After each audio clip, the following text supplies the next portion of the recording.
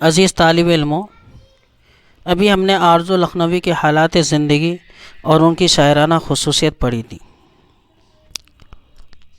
اب ہم پڑھیں گے آرزو لکھنوی کی غزل اول شب وہ بزم کی رونق، شمع بھی تھی پروانہ بھی۔ اس غزل کی جو بند ہے، جو اشعار ہیں، ان کی تشریح کریں گے اور ان کو سمجھیں گے۔ آرزو لکھنوی کی غزل کا پہلا مطلب ہم پڑھتے ہیں کہ اول شب وہ بزم کی رونق، شمع بھی تھی پروانہ بھی، رات کے آخر ہوتے ہوتے ختم تھا یہ افسانہ بھی۔ تو عزیز طالب علموں، اول شب اس کے معنی رات کا پہلا پہر، رات کا پہلا حصہ یا پہلی رات۔ بزم کہتے ہیں محفل کو، اور اس شعر میں جو لفظ آیا ہے یہاں پر شمع، شمع کے معنی چراغ، دیا، لیکن یہاں پر اس شعر کے اندر شمع کے معنی جو لیے گئے ہیں وہ حسن کے ہیں، یعنی اس شعر میں شمع سے مراد یہاں پر حسن کو لیا گیا ہے، خوبصورتی کو لیا گیا ہے۔ اسی طریقے سے پروانہ، پروانہ کہتے پتنگا کو، جو آپ نے دیکھا ہوگا جو ہلکی بارشوں کے اندر دیا جلاتے اور اس کے ارد گرد پتنگے جو گھومتے رہتے ہیں اور پھر صبح ہوتے ہوتے وہ ختم ہو جاتے ہیں، ان کے پر ٹوٹے ہوئے دکھائی دیتے ہیں اپن کو، تو پروانہ اس کو کہتے ہیں۔ لیکن یہاں پر پروانے سے مراد پتنگے نہیں ہے، بلکہ یہاں پر پروانے سے مراد عاشق کو لیا گیا ہے۔ افسانہ قصے، کہانی، داستان کو کہا جاتا ہے۔ تو یہ جو پہلا بند پڑھا گیا اس کے جو معنی تھے وہ ہیں۔ اب حوالہ کیا ہے اس غزل کا؟ تو ہم حوالہ دیں گے کہ یہ غزل ہماری نصاب میں شامل ہے اور آرزو لکھنوی کی غزل سے لیا گیا ہے۔ اس غزل کی تشریح تو دیکھیے کہ آرزو لکھنوی غزل کے مطلع میں کہتے ہیں کہ جب رات کے پہلے پہر کوئی محفل سجائی جاتی ہے تو اس محفل میں شمع روشن کی جاتی ہے۔ رات کے پہلے حصے میں جب کوئی محفل سجائی جاتی ہے تو اس محفل میں شمع جلائی جاتی ہے، چراغ جلائے جاتے ہیں، دیا جلائے جاتے ہیں، اور جو چراغ، جو شمع جلائی جاتی ہے اس کے ارد گرد کیا ہوتے ہیں، چاروں طرف پروانے آ کر کے منڈلاتے رہتے ہیں، گھومتے پھرتے رہتے ہیں، چکر لگاتے رہتے ہیں۔ لیکن جیسے جیسے یہ رات گزرتی ہے، جیسے جیسے یہ رات گزرتی ہے تو یقیناً ویسے ویسے یہ شمع بھی کیا ہوگی، دھیرے دھیرے پگھلتی ہے، یعنی شمع کی روشنی، دیے کی روشنی کیا ہو جاتی ہے، کم ہوتی جاتی ہے۔ اور پھر پروانے جو ہے نا، یہ شمع کے ارد گرد کیا کرتے، چکر لگا لگا کر کے، چکر لگا لگا کر کے شمع پر کیا کرتے ہیں، اپنی جان نثار کر دیتے ہیں۔ اب عزیز طالب علموں، میں نے ابھی معنی میں بتایا تھا کہ یہاں پر جو شمع سے مراد حسن ہے اور پروانے سے مراد جو ہے وہ عاشق ہیں۔ اس سے آپ کی بات سمجھ میں آنی چاہیے، اس کو یوں سمجھیے کہ جب تک حسن ہے تو اس حسن کے چاہنے والے اس دنیا کے اندر بہت سارے لوگ ہوں گے جو اس کے آگے پیچھے گھومتے پھر رہے ہوں گے، اس سے اپنی محبت کا دم بھر رہے ہوں گے، اور جیسے ہی کیا نام ہے کہ یہ حسن دھیرے دھیرے کیا نام ہے کہ جب ختم ہوتا ہے تو وہ محبت کے دم بھرنے والے لوگ، وہ محبت کا دعویٰ کرنے والے لوگ، وہ محبت کا دم بھرنے والے اور چاہنے والے لوگ غائب ہو جاتے ہیں۔ تو یہیں پر اسی چیز کو سمجھانے کی کوشش کی ہے کہ جب تک حسن ہے تب تک کیا ہے کہ پروانے آپ کے ارد گرد کیا نام ہے کہ منڈلائیں گے، اور جیسے ہی آپ کا حسن پھیکا ہوا ویسے یہ پروانے کیا ہوں گے، آپ کو بیچ منظر میں چھوڑ کر کے چلے جائیں گے۔ عزیز طالب علموں، غزل کا دوسرا شعر ہے کہ ہاتھ سے کس نے ساگر پٹکا، ہاتھ سے کس نے सागर पटका मौसम की बेकैफी पर, इतना बरसा टूट के पानी डूब चला मैं खाना भी। यहाँ पर जो लफ्ज़ सागर आया है, सागर के माने होते प्याला, और बेकैफी यानी जिसमें कोई मज़ा ना हो, यानी ऐसा मौसम जो बेमज़ा मौसम हो। देखिए यहाँ पर जो लफ्ज़ सागर का इस्तेमाल किया है ना, सागर से मुराद प्याले के हैं, लेकिन कौन सा प्याला?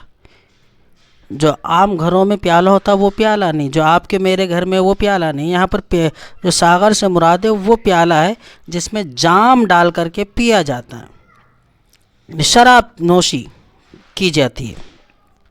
और बेकैफी यानी मुराद वो मौसम जिसमें कोई मज़ा ना हो। और मैं खाना यानी शराब खाना, जहाँ पर क्या क्या जाता है, बड़े ज़ोरों शोर से क्या नाम है कि शराब पी जाती हो या पिलाई जाती हो।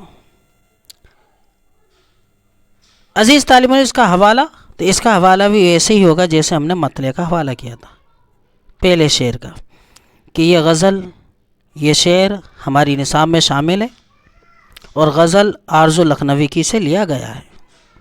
तशरी आरज़ू लखनवी इस बंद में कहते हैं कि, या इस शेर में कहते हैं कि बाहर का मौसम हो या अब्र छाया हो, यानी बादल छाए हो, तो वाकई शराब पीने में ख़ास लुत्फ़ आता है, ख़ास मज़ा आता है। यानी मौसम बहार हो, चारों तरफ बादल छाए हुए हों, हल्की हल्की भीनी भीनी बारिश हो रही हो, तो शायर कहता है कि ऐसे मौके पर शराब पीने का बड़ा ही मज़ा आता है।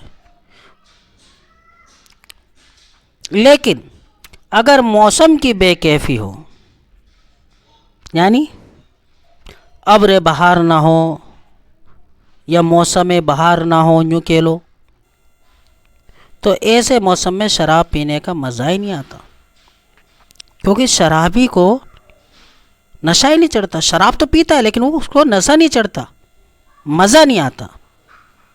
तो वो क्या करता है कि उसके हाथ में जो सागर होता है ना, उस सागर को वो गुस्से में ज़मीन पर पटक देता है।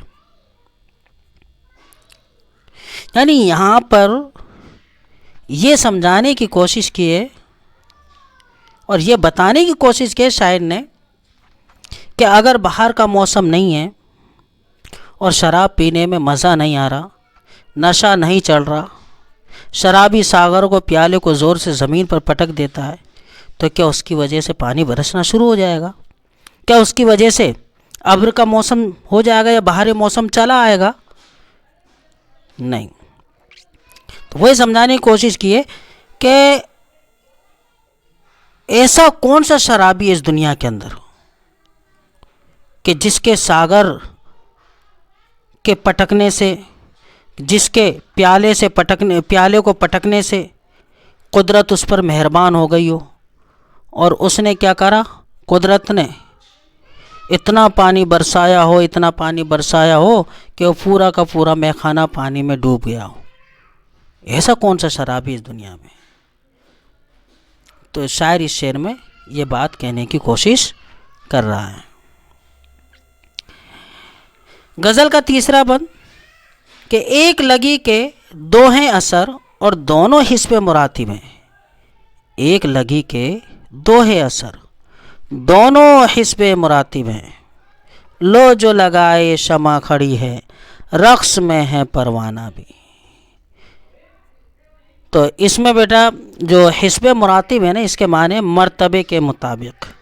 हिस्बे मुरातिब जो है इसमें मर्तबे के मुताबिक। और अगला है रक्स, तो रक्स के माने नाचना। हवाला, ये शेर हमारी निसाब में शामिल है और आरज़ू लखनवी की गज़ल से लिया गया है। तशरी, शायर इस शेर में कहता है कि इश्क का असर शमा और परवाने दोनों पर बराबर हो रहा है। यानी हमने मतले के अंदर पढ़ा था कि शमा यानी हुस्न जब तक है तब तक उसके चाहने वाले यानी परवाने उसके इर्द गिर्द घूमते रहते हैं, جیسے ہی حسن مدھم پڑتا جاتا ہے، کم ہوتا جاتا ہے، ویسے اس کے چاہنے والے پروانے بھی اس کا ساتھ چھوڑ کر کے رخصت ہوتے جاتے رہتے ہیں۔ تو یہاں پر شاعر نے یہ کہا کہ عشق کا جو اثر ہے وہ شمع اور پروانے دونوں پر برابر ہو رہا ہے، دونوں کی کیفیت ایک جیسی ہے۔ کیسے؟ شمع لو لگائے کھڑی ہے، یعنی شمع روشن ہے، اور اس کی روشنی کو دیکھ کر کے پروانہ اس کے ارد گرد طواف کر رہا ہے، چکر لگا رہا ہے، گھوم رہا ہے، اور آخر کار گھومتے گھومتے چکر لگاتے لگاتے اس کے قریب وہ پروانہ بیچارہ اپنی جان دے دیتا ہے، اور پھر بیچاری شمع یعنی حسن بھی کیا کرتی ہے، پگھل پگھل کر کے وہ بھی بجھ جاتی ہے۔ تو یہاں پر یہ بات سمجھانے کی کوشش کی ہے، یعنی شاعر اصل جو مقصد وہ بیان کرنا چاہ رہا ہے یہاں پر وہ یہ کرنا چاہ رہا ہے کہ شاعر نے اس شعر کے اندر دل کی لگی کو رقص کرنے سے تعبیر دی۔ رقص کرنے سے یعنی چکر لگانے سے، گھومنے سے، ارد گرد گھومنے سے، طواف کرنے سے تعبیر کیا ہے۔ عزیز طالب علم، اگلا شعر ہے کہ دونوں جلانے گاہے جنوں میں بستی کیا ویرانہ کیا۔ دونوں جلانے گاہے جنوں میں بستی کیا ویرانہ کیا، اٹھ کے چلا جب کوئی بگولا دوڑ پڑا دیوانہ بھی۔ پیارے بچوں، جو یہاں پر یہ لفظ ہے نا، جلانے گاہے جنوں، اس کے معنی وہ میدان جہاں دیوانگی کا اظہار کیا جا سکے۔ یہ لفظ آ سکتا ہے جلانے گاہے جنوں۔ لفظ جلانے گاہے جنوں کے معنی کیا؟ تو اس کے معنی کہ وہ میدان جہاں پر اپنی دیوانگی کا، اپنی عاشقی کا اظہار کیا جائے۔ عزیز طالب علم، اس کا حوالہ ہے، یہ شعر ہماری نصاب میں شامل ہے اور غزل آرزو لکھنوی کی سے لیا گیا ہے۔ تشریح آرزو لکھنوی اس شعر میں فرماتے ہیں کہ ایک سچے عاشق کے لیے بستی ہو یا ویرانہ، دونوں ایسی جگہ ہے جہاں وہ اپنی دیوانگی کا اظہار کر ہی دیتا ہے، سچے عاشق کے لیے۔ آگے وہ سمجھے، یعنی شاعر کہہ رہا ہے کہ ایک سچا عاشق اگر ہے نا، سچا عاشق، تو اس کے لیے بستی یا ویران یا ریگستان یا بیابان یا جنگل یا شہر کا کوئی کونا یہ معنی نہیں رکھتی، وہ اپنی دیوانگی کا اظہار کہیں بھی کر سکتا اگر وہ سچا عاشق ہے تو شاعر نے یہی کہا کہ ایک سچے عاشق کے لیے بستی ہو یا ویرانہ ہو، یہ دونوں ایسی جگہ ہے جہاں پر کیا کرتا ہے، وہ اپنی دیوانگی کا اظہار کر دیتا ہے۔ جب کوئی عاشق بگولے کو جاتے دیکھتا ہے تو اس کے دل و دماغ پر یہ اثر ہوتا ہے کہ شاید یہ تو لیلا کا کارواں ہے، اور پھر وہ عاشق بھی کیا کرتا ہے، اس بگولے کے پیچھے پیچھے دوڑنا شروع کر دیتا ہے۔ وہ بگولا آپ نے دیکھا ہوگا بالکل خالی جگہ پر جو زور سے ہوا چلتی ہے اور گھومتی ہے، اور وہ نیچے سے کیا ہے کہ پورے کچرے، مٹی، دھول وغیرہ کو، ساری چیزوں کو کیا نام ہے کہ اڑا کر کے لے جاتا ہے۔ جتنی بھی ارد گرد اس کی چیز اس کی زد میں آتی ہے سب کو وہ کیا کر لیتا ہے، لے جاتا ہے، وہ بگولا۔ تو وغیرہ یہاں پر شاعر نے کہا جب کوئی عاشق اس بگولے کو اڑتا ہوا دیکھتا ہے تو وہ کیا کرتا ہے، اس بگولے کو لیلا کا کارواں سمجھ کر کے اس کے پیچھے کیا کرتا ہے، دوڑنا شروع کر دیتا ہے۔ اب ایسا کیوں؟ کیونکہ یہ پرانے زمانے کے اندر پرانے لوگوں کا ایک خیال ہے، ان کی سوچ، خیال ہے ان کا کہ یہ جو بگولا جو اڑتا ہے نا، یہ بگولا جو ہے دراصل یہ لیلا کا قافلہ ہے، اور ان کا یہ تصور ہے کہ یقیناً ہم اگر کیا نام ہے کہ اس بگولے کے پیچھے دوڑیں گے تو یقیناً کیا ہوگا، ہمیں ہماری لیلا جو ہوگی وہ مل جائے گی۔ یہ ان کا تصور ہے، یہ ان کا خیال ہے۔ یہ پرانے لوگوں کا۔ اگلا شعر ہے کہ حسن و عشق کی لاگ میں اکثر چھیڑ ادھر سے ہوتی ہے، حسن و عشق کی لاگ میں اکثر چھیڑ ادھر سے ہوتی ہے، شمع کا شعلہ جب لہرایا اڑ کے چلا پروانہ بھی۔ عزیز طالب علموں، یہاں پر جو لفظ لاگ ہے، لاگ کے معنی انس، محبت، لگن، اس لاگ کے معنی، اور شعلہ کے معنی روشنی، چمک، شعلہ انگاروں کو بھی کہتے ہیں۔ حوالہ، یہ شعر ہماری نصاب میں شامل ہے اور آرزو لکھنوی کی غزل سے لیا گیا ہے۔ تشریح تو عزیز طالبوں، آرزو لکھنوی کہتے ہیں کہ عشق و محبت میں چھیڑ چھاڑ کی جو شروعات ہیں وہ اکثر محبوبہ کی طرف سے ہی ہوتی ہے۔ یہ آرزو لکھنوی کے خیالات ہیں، وہی کہتے ہیں ان باتوں کو کہ حسن و عشق و محبت میں اکثر جو چھیڑ چھاڑ ہے وہ شروعات چھیڑ چھاڑ کی محبوب کی طرف سے ہوتی ہے، یعنی حسن ہی عاشق کے دل میں اپنی محبت کو جگاتا ہے، یعنی خوبصورتی ہی ایسی ہے جو اس کے چاہنے والے کے دل میں کیا کر دیتی ہے، محبت پیدا کر دیتی ہے، اور سچے عاشق کو آزمانے کے لیے محبوب ہی پھر کیا کرتا، اسے چھیڑتا ہے۔ جس طرح شمع کے روشن ہونے پر پروانہ اس پر اپنی جان نثار کر دیتا ہے۔ تو عزیز طالب علموں، امید ہے کہ آپ کو یہ غزل کے اشعار کی تشریح بخوبی سمجھ میں آئی ہوگی۔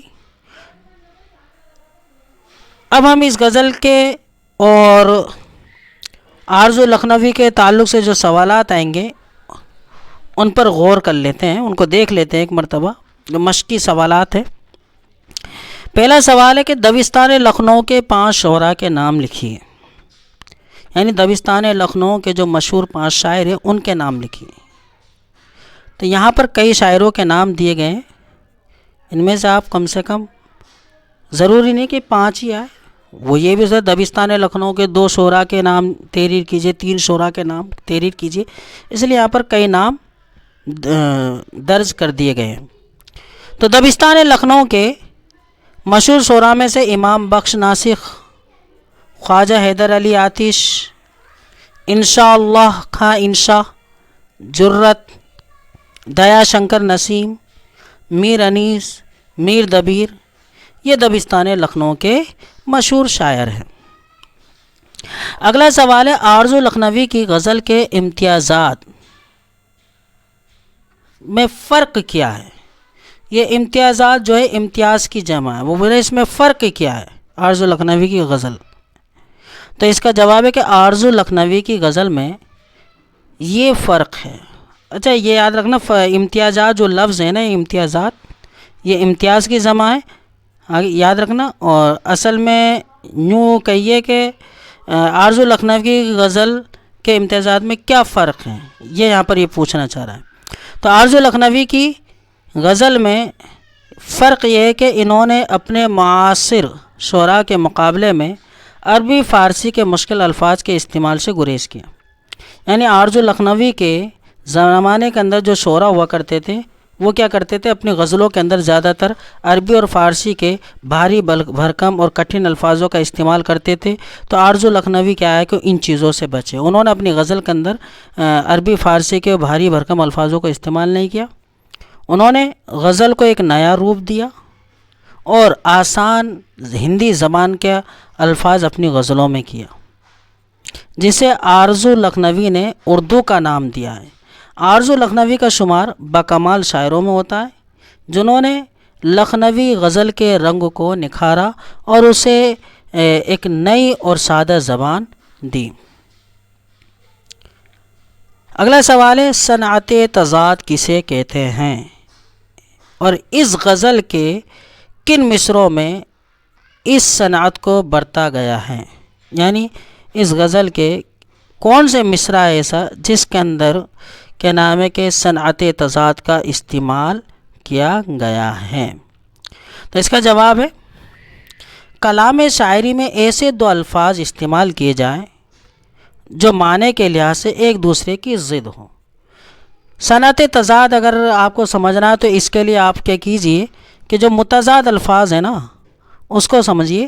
جو متضاد لفظ ضد سے بنا ہے، متضاد جس کے معنی اپوزٹ یعنی الٹے، تو وہ یہ پوچھنا چاہ رہا ہے کہ صنعت تضاد کسے کہتے ہیں، اس کے تعریف پوچھنا چاہ رہا ہے وہ۔ تو فرق اتنا ہے کہ صنعت تضاد جو ہے نا ایک طریقے سے لفظ متضادی، متضاد سے تضاد بنا ہے، اور اس کا جو دوسرا نام ہے نا تکافف بھی ہے، تکافف یعنی صنعت تضاد کو تکافف بھی کہتے ہیں۔ تو صنعت تضاد کسے کہتے ہیں پہلے یہ دیکھ لیجئے کہ شاعر کلام میں ایسے دو الفاظ کا استعمال کرتا ہے جو معنی کے لحاظ سے ایک دوسرے کی ضد ہو، ایک دوسرے کے الٹے ہوں، الگ ہو۔ آگے اور ان کے ضد ہونے سے کلام کے مطلب میں فرق نہ آئے، اسے صنعت تضاد کہتے ہیں۔ مثال کے طور پر محبت میں نہیں ہے فرق جینے اور مرنے میں، اسی کو دیکھ کر جیتے ہیں جس کافر پہ دم نکلے۔ تو عزیز طالب علموں، یہاں پر جو لفظ ہے نا دیکھیے، جینا، جینے کا اپوزٹ کیا ہے؟ مرنا، یہی تو صنعت تضاد ہے۔ آگے بات سمجھ میں؟ جی آگے دیکھیے، اب اس نے یہ اگلا یہ سوال پوچھا کہ آپ کی غزل میں کس اشعار میں صنعت تضاد کا استعمال کیا ہے؟ تو آپ کے نصاب میں جو یہ جو غزل شامل ہے آرزو لکھنوی کے، اس کے چوتھے اور پانچویں مصرعے میں صنعت تضاد کا استعمال کیا گیا ہے۔ عزیز طالب علم، اب عملی کام پر چلتے ہیں۔ عملی کام، سوال، آرزو لکھنوی کی اس غزل سے ایسے دو اشعار کا انتخاب کیجیے جن میں عربی اور فارسی الفاظ سب سے کم استعمال کیے گئے ہوں۔